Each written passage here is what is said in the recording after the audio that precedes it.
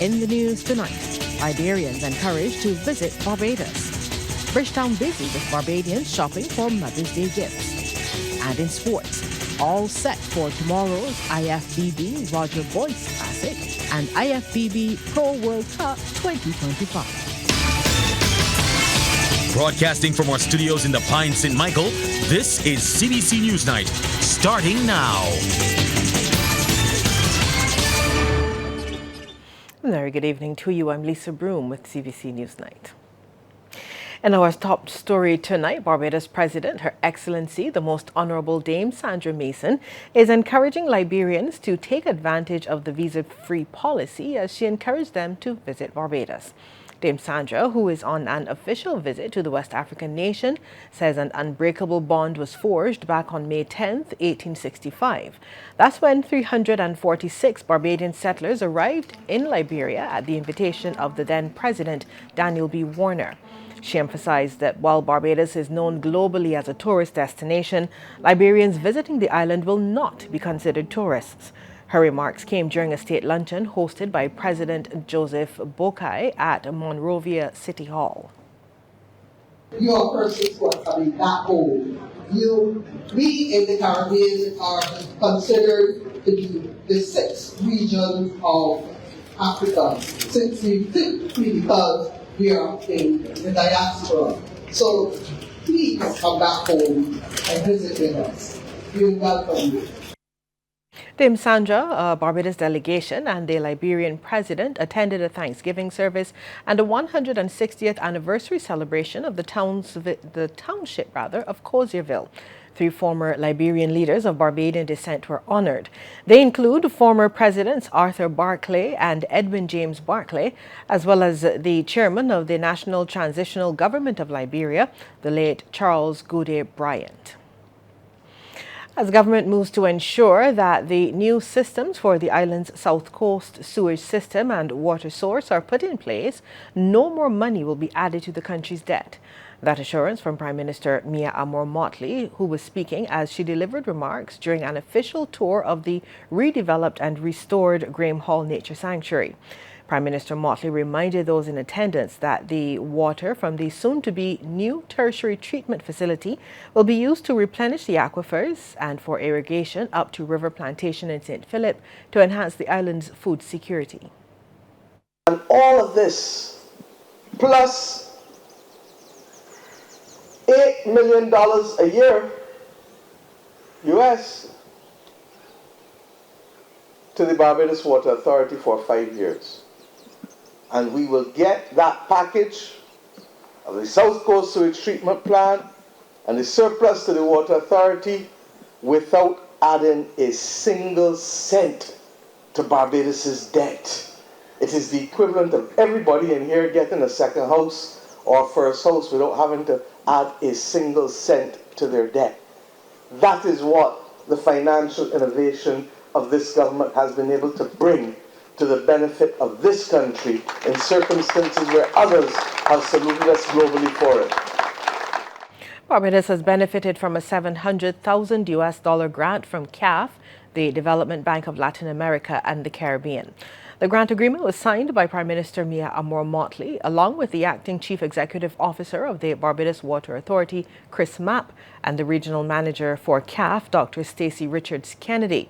Also in attendance was Minister in the Ministry of Finance, Ryan Strawn, and Minister of Economic Affairs and Investment, Kay McConney. Dr. Richards Kennedy provided some insight, saying the funds will go towards supporting the reduction of non-revenue water wastage and strengthening of Barbados infrastructure for increased water security. She says the bank has been working with Barbados over the years on enhancing water security. We have a previous loan with the BWA for $10 million, and we have been doing a lot of work in this area. We also recently hosted a regional water security conference here in Barbados where we brought together the heads of the agencies for water and sanitation from across all CARICOM countries because of PM's focus and priority on water security, not just for Barbados, but for the wider Caribbean region. And so CAF is pleased to put grant resources behind this effort. Well, Prime Minister Motley thanked CAF Bank for its continued support given the impact of the climate crisis on water. She says Barbados has had a serious groundwater issue. Well, millions of mothers across the world will be celebrated tomorrow. And today, the city streets were busy as Barbadians did their last-minute shopping and preparations for Mother's Day 2025.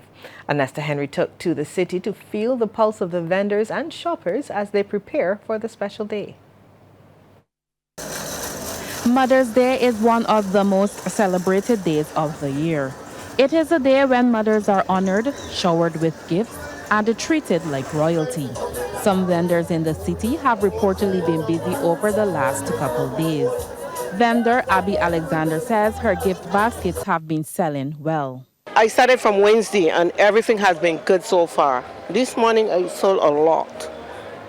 That's what I mean. I had plenty.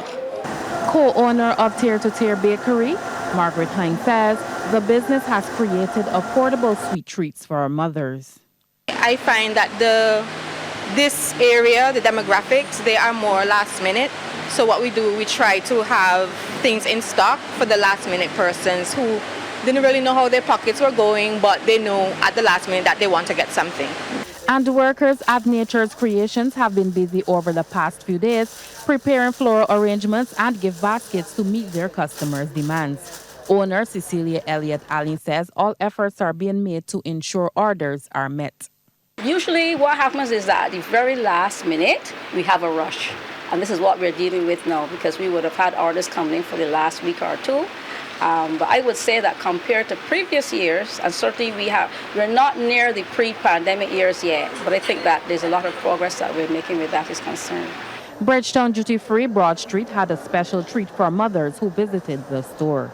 With tomorrow being Mother's Day, we're giving back to mothers in store today, gift with purchases. As you can see our lovely table behind, with purchases of Fenty or products within store, you have the opportunity to get a free gift or actually a chance to win in a competition that we have ongoing with Fenty at the moment. It's definitely all about treating the moms. We even have a saxophonist upstairs who will be serenading the customers in the food court. Owner of Expressions by Scotty Makeup, Trudy Buffett, says she will be busy on Mother's Day helping her clients look and feel their best. Today is just like the preps. Well, tomorrow now is the big day for me. I got a couple spaces open still tomorrow though, but tomorrow is a big day when it comes to the makeup aspect. Leah McCollin says she's looking forward to spending quality time with her mother at the highly anticipated I Am Woman concert featuring Trinidadian soca artist Patrice Roberts. Both Leah and her mother live in London, but will be spending Mother's Day in Barbados. I'm looking forward to a lot because my mum means so much to me. I think she's very special, and anytime I get the chance to kind of celebrate her and make her feel she's appreciated, I love to do that for her because she's my favourite person in the whole wide world. And sticking to tradition, many Barbadians will be wining and dining this Mother's Day, with several restaurants reportedly partially or fully booked. Anesta Henry, CBC News. Trinidadian soca artist Patrice Roberts arrived on the island today ahead of her I Am Woman concert tomorrow night. The highly anticipated Mother's Day event will be held at Kensington Oval. Roberts says she is looking forward to bringing her 6-year-old I Am Woman brand to Barbadians, whom she says are her biggest supporters. In the show, I would say a year before I go. You know, I think once Bajan calls me, right, once there's something here, I'm almost certain that there will be quite a large turnout, you know, so why not? It's only fair. Like, I sincerely do love my Bajan fans. I feel the love anytime I get here. Good evening with sports. I'm Anne-Marie Burke. Tomorrow we'll see some of the world's and Barbados' best bodybuilders and fitness athletes grace the stage for the IFBB Roger Boyce Classic and the IFBB Pro World Cup 2025. Set for a 3 p.m. start at the Garfield Sobers Gymnasium, this year is extra special as it marks the start of a strategic partnership with Barbados and the IFBB, the International Federation for the Sport. Barbados is now an exclusive country partner in the Caribbean and the Americas region, something that Director of Marketing at the Barbados Tourism Investment Inc., Robert Chase, says not only increases the tourism reach, but also increases the island's global visibility.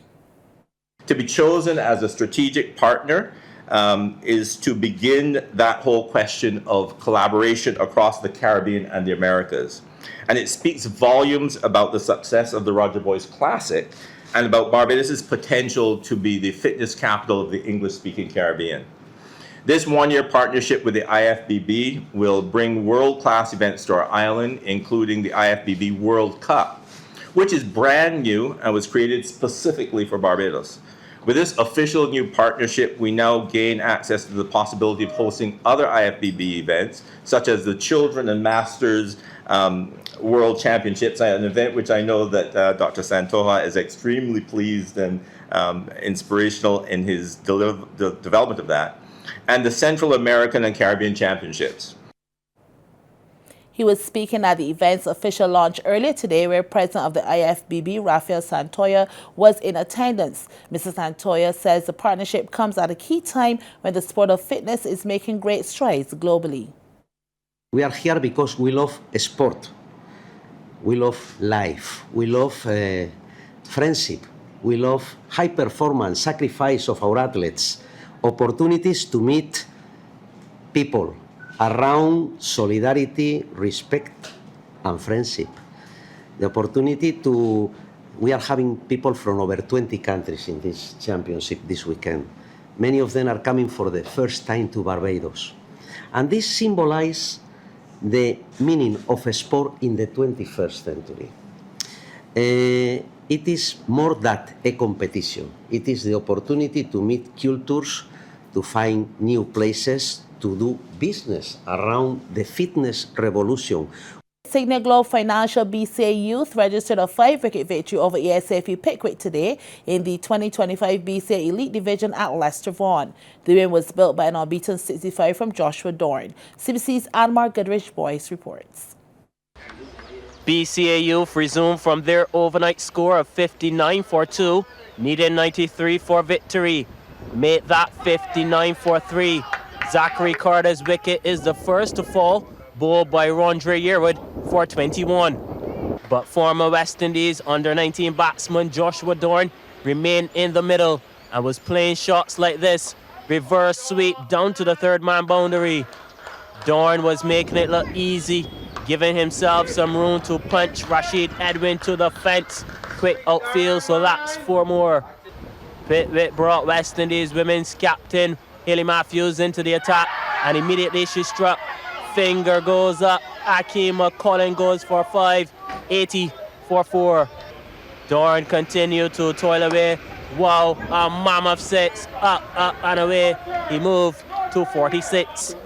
Kevion Newton was Dorn's partner at the crease, and he too took a liking to Matthews bowling. Another boundary. But this was the moment Dorn smashed the winning runs. As BCAU finished on 144 for 5, he scored 65 not out. Youth defeating Pickwick by 5 wickets. Anmar Goodrich Boyce, CBC Sports. In other results at Lucas Street, Wildy defeated Windward by 112 runs. Scores in the match, Wildy 287 and 137 for 9. The Windward 171 and 132. Over at Darrell's Road, Wanderers and Superb Gladiola played to a draw. Scores Gladiola 223 and 235 for 6. Wanderers 211.